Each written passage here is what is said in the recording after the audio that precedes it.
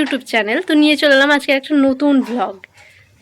তো আজ আমি কি করতে চলেছি সেই সবই তোমাদের সাথে শেয়ার করব। তো এখন বাজে দুপুর 11টা। তো আমি এখন ব্লগটা শ্যুট করা শুরু করলাম। তো আমি যেটা এখন করব সেটাই তোমাদের দেখাচ্ছি। তো আমি এখন যেটা করব সেইটা হচ্ছে এই যে গাইস ধনে পাতা দেখতে পাচ্ছ, এই ধনে পাতাটা আমি এখন বাটবো, শিলনোড়াতে করে বাটবো। তো এখানে গাইস এই দেখো শিলনোড়া নিয়ে নিয়েছি।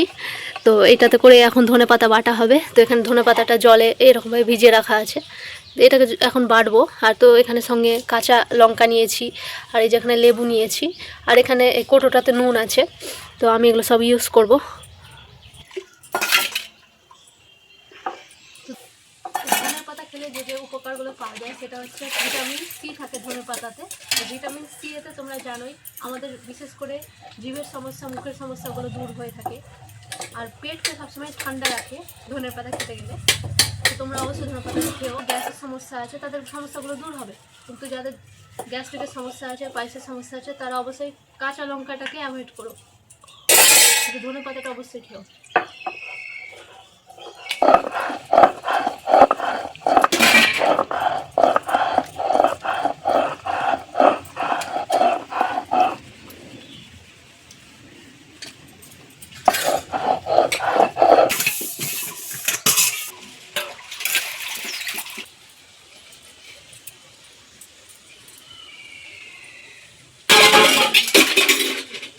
রাইস রেডি, ধনে পাতা বাটা।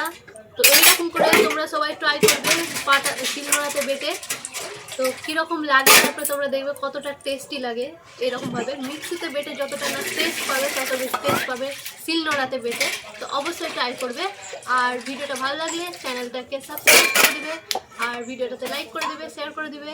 আর যদি ফেসবুক থেকে হয়ে থাকো তো ফেসবুকের পেজটাকে ফলো করে দিবে। আজকের মতো এই পর্যন্তই, টাটা বাই বাই।